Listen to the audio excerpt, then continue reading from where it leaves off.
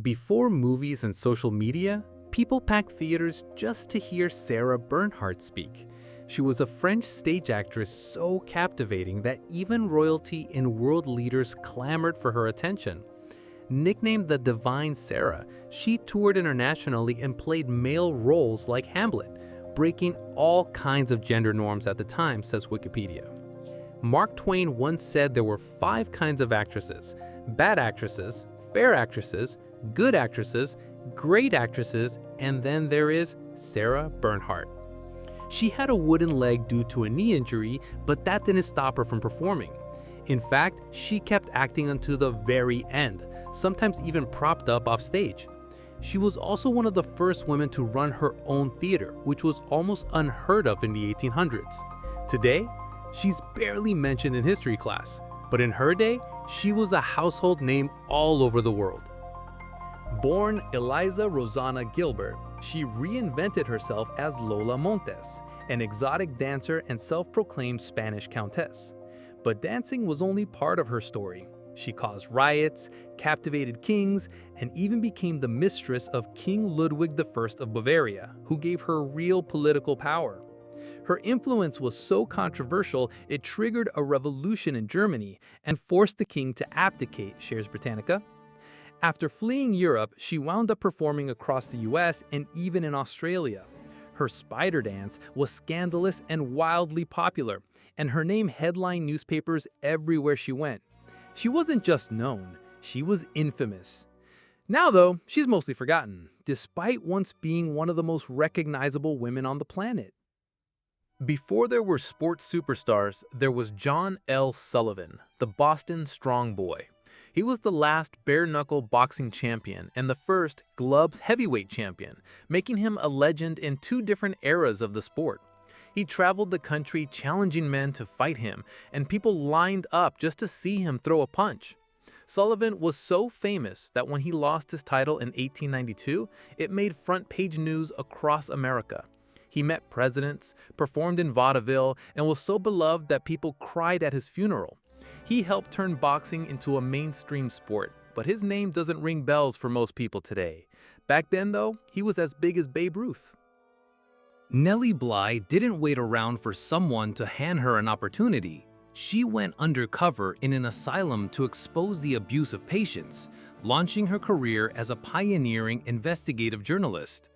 Her exposé shook the nation and proved that journalism could change lives. But she didn't stop there.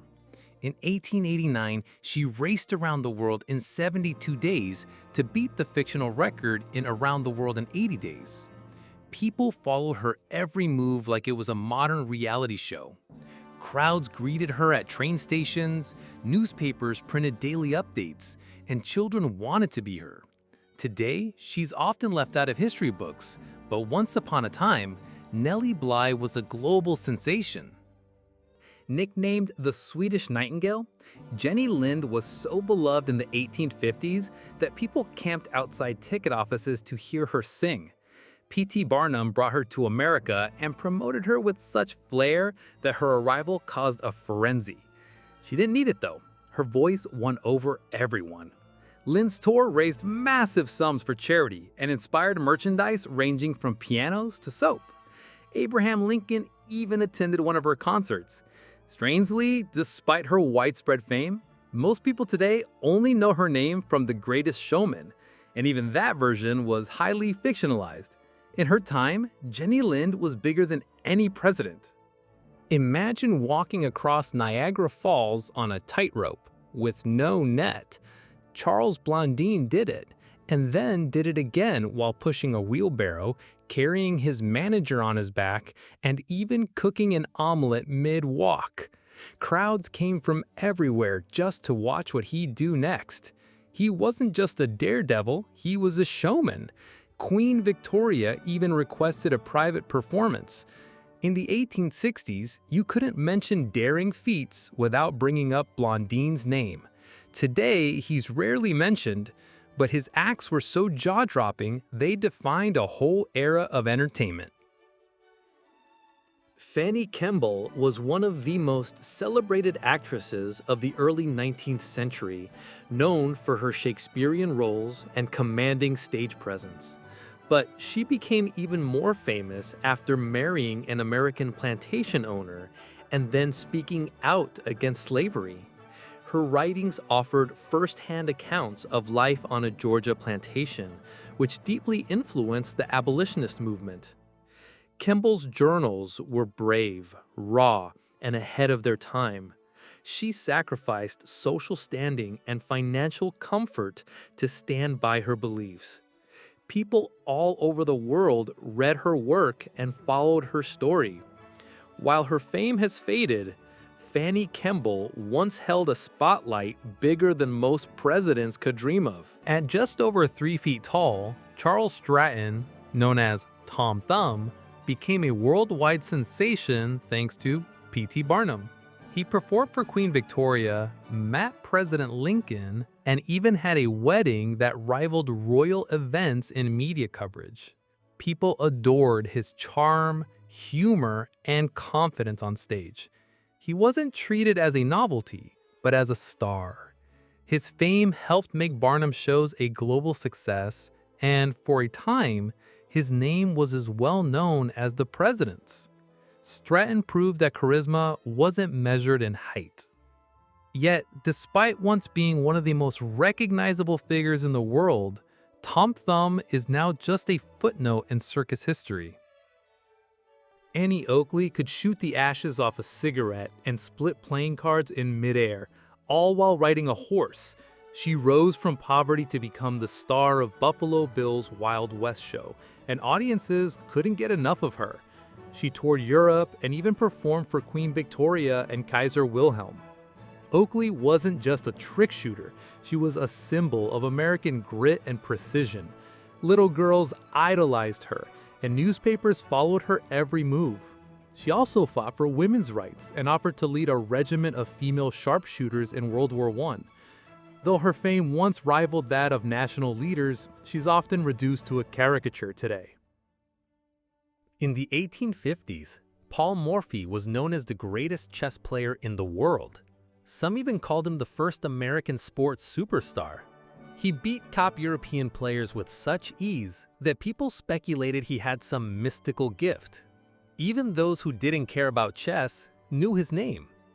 Morphy became a celebrity who turned down endorsement deals and public appearances just to avoid the spotlight. But his sudden retreat from chess and mysterious behavior made headlines. He was a genius, and like many geniuses, he burned bright and vanished. While he's largely forgotten now, he was once more recognizable than any sitting president. With her beauty, wit, and golden voice, Lillian Russell defined glamour in the late 1800s.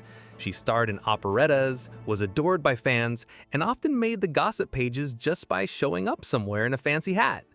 She had powerful friends, including industrialist Diamond Jim Brady, and was known for her opinions as much as her performances. Russell used her fame to advocate for women's rights and health reform, often writing newspaper columns on important social issues. She was as influential offstage as she was on it. Theaters sold out when she was on the bill, and reporters followed her every move. Though she's rarely mentioned today, she was once a national icon. Buffalo Bill wasn't just a Wild West figure, he was a brand. He turned his life as a frontiersman and scout into one of the most successful traveling shows in history. His Wild West show toured the US and Europe, introducing the world to what they believed was the real American West. He rubbed elbows with royalty, invited Sitting Bull to join his troupe, and became a living legend. Millions saw his show, and the name Buffalo Bill became synonymous with the untamed frontier. He was more famous than many presidents of his time, and his mustache alone was iconic. Today, he's a trivia answer, but back then, he was the face of a nation. If you enjoy my videos, please consider subscribing, as it really helps me out. See you all in the next one.